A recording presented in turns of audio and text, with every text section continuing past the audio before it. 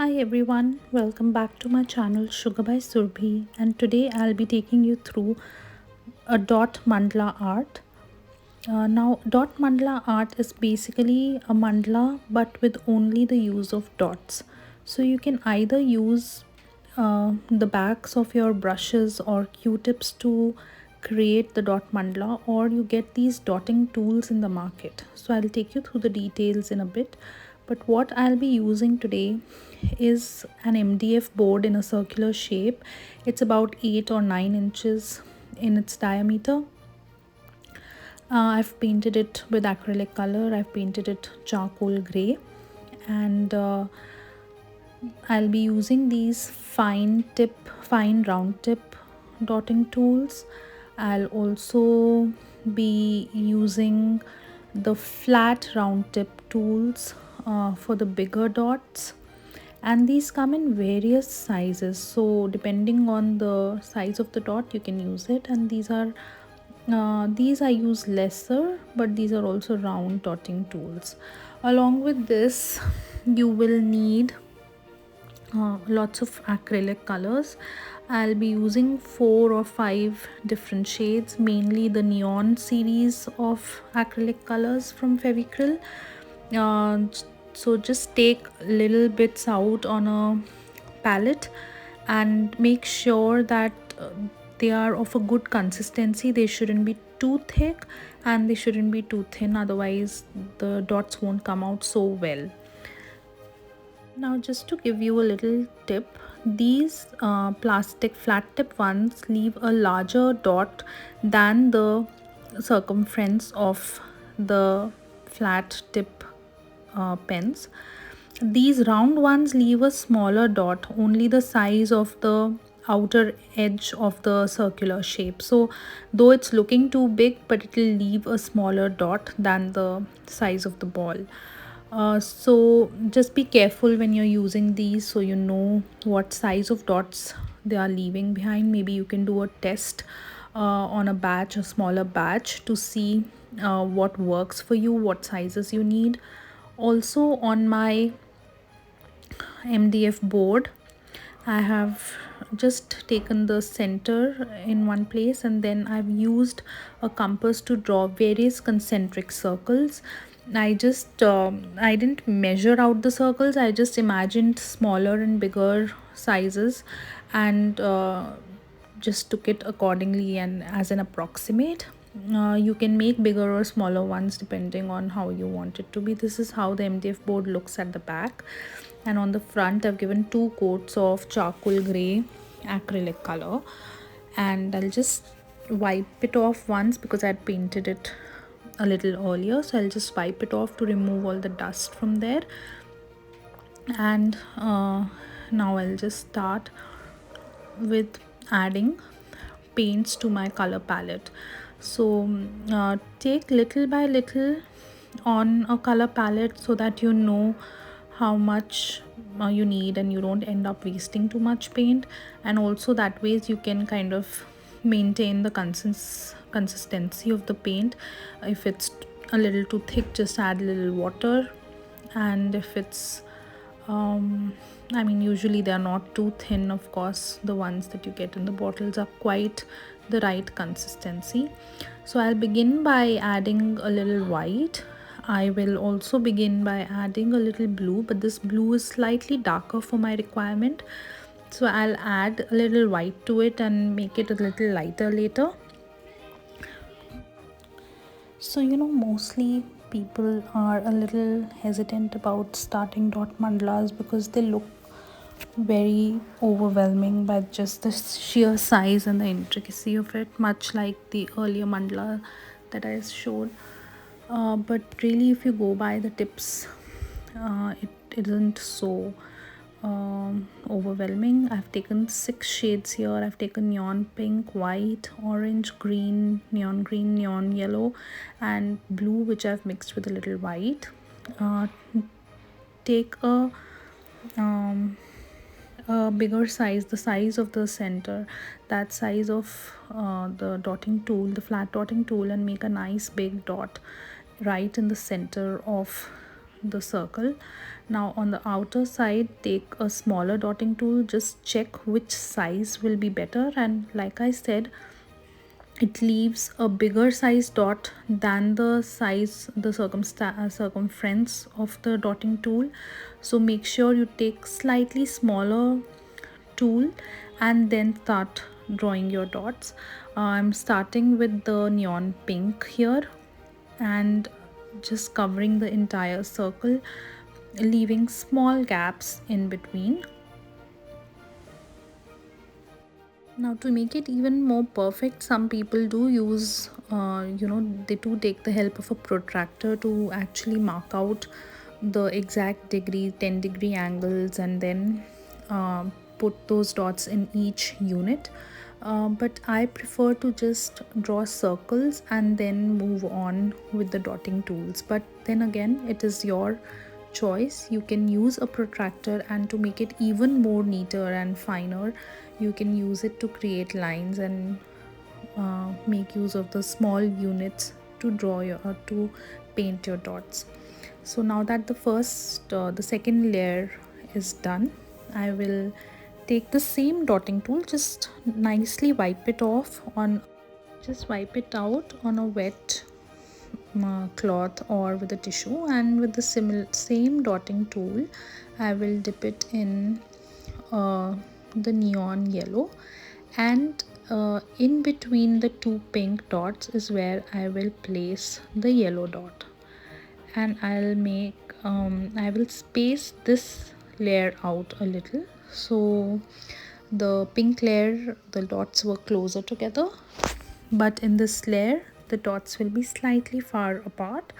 And later on, once this layer is dry, you can use the finest dotting tool to draw one or two white or any other color dots between the yellow dots.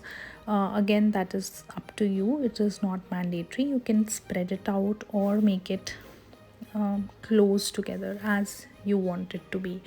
So the good part about mandalas is that you don't really need to think too much when you're starting out. So like this design, I haven't thought too much into what exactly will go where. I have just thought of the colors that I'll be using, and I've kind of thought of the bigger and smaller shapes of the dots, but the final mandala is not something I've imagined at this point in time.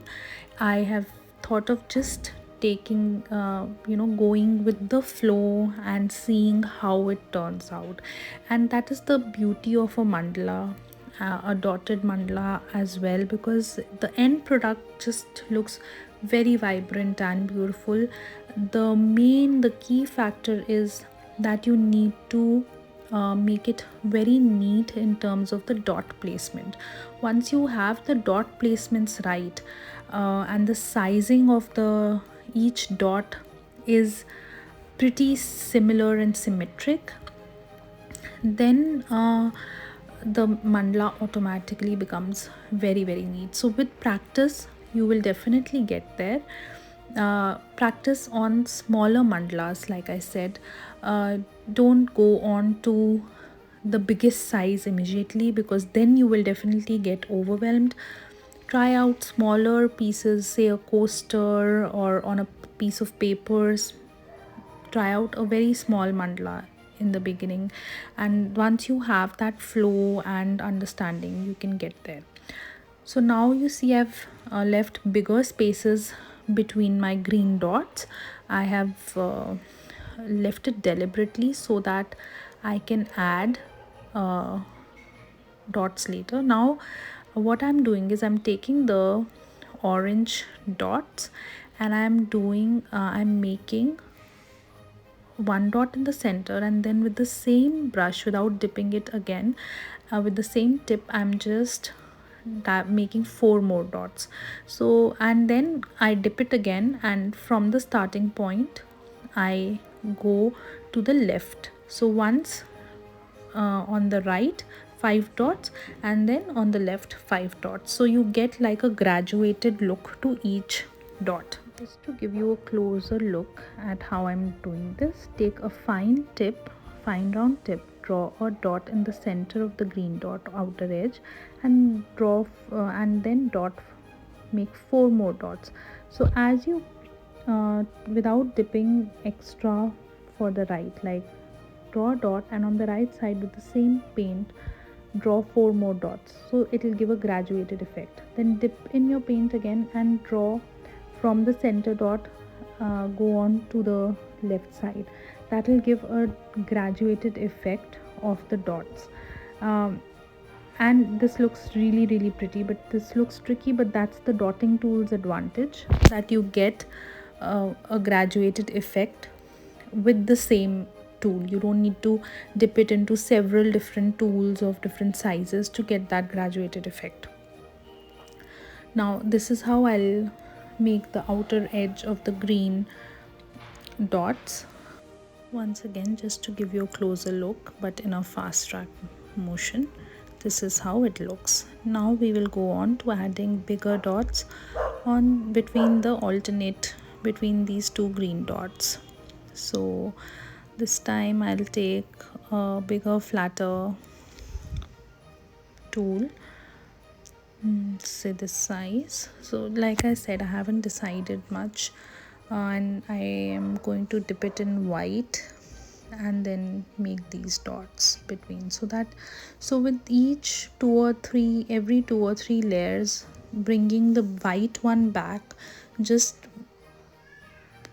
pushes the emphasis back onto the neon colors. So always try to use white in between your layers where possible, so that the emphasis keeps going back to your other colors. Otherwise it will be too bright and then it may not look as great. So once this layer is done, I will wipe off this and just deciding which size and which color to go on to next. So now I'll be adding the next layer, will be a blue color. I haven't used it yet, and this I've decided to put it closer together so there's not much gap like in the previous layers. So just quickly add all the blue dots. Now see, 1 or 2 dots are going up and down, and that's what can be avoided if you use a protractor meaning a D, to draw angles and make those perfect units in which each dot will fit.